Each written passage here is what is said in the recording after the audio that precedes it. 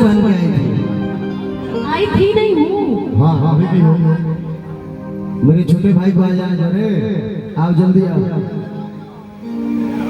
रिकी भैया कहाँ पर है? रिकी भैया कहाँ है? भाई एकरा के देख के वो गाना मन पड़ल है कि जिहाद करे के सिखा दो, नैनाचार करे के सिखा दो।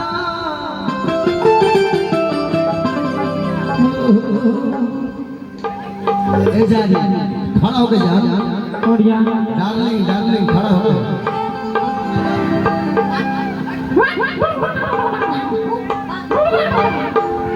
इसको देख के गाना याद आया मुझे।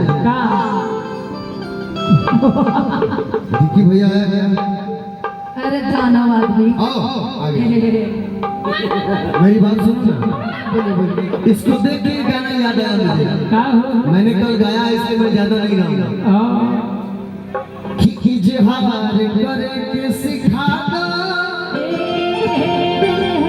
अरे नैनाचार करे के सिखा दो,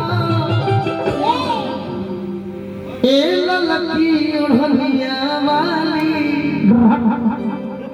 तनिका प्यार करे के सिखा दो। प्यार के लम्बों से सीखल चाहता हूँ। बोलो बबुआ कि इजहार करे के सिखा दो, नैनाचार करे के सिखा दो।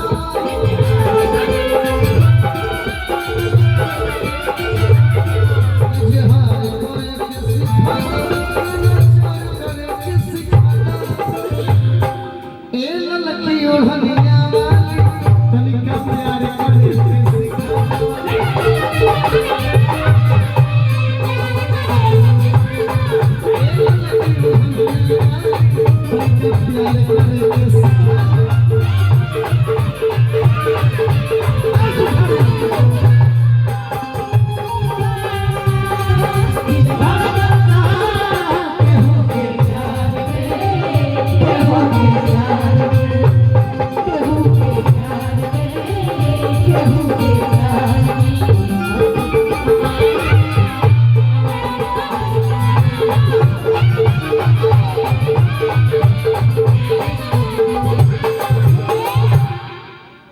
लड़की उड़निया वाले तरीका प्यार तरीके से।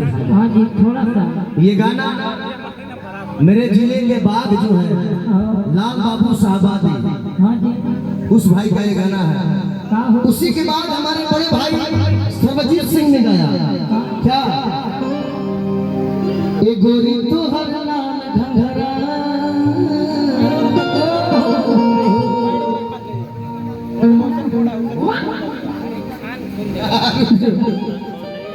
ए गोरी तो हर लाल घंघरा, हिलाई लगे छपरा कि दाएं लहराए खूब बाएं लहराए, ई तोहार घंघरा।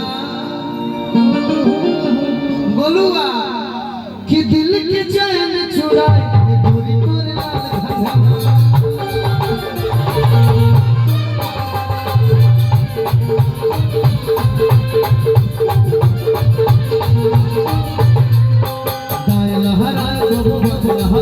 तोहार घंघरा,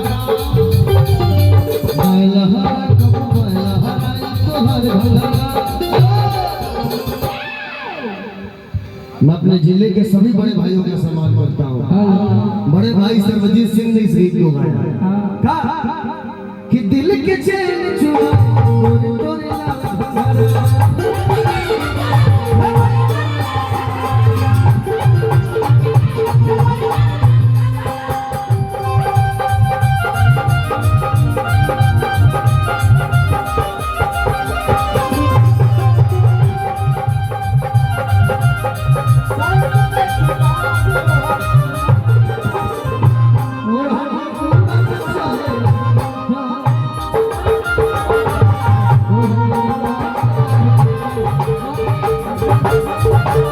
तू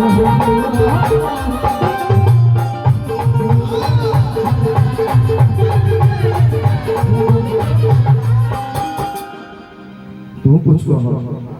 देखो तनी तू दोनों जने आई बड़ा हमने के तो तब से गौर कर हम लोग आपका इंतजार ही कर रहे थे कि आप और गोलू भाई कब आइए और हम लोग अब यहाँ सुने क्या। मैं ये चाहता हूँ कि एक माइक मेरे गोलू को मिले, एक माइक मेरे काबिरा को मिले। मेरे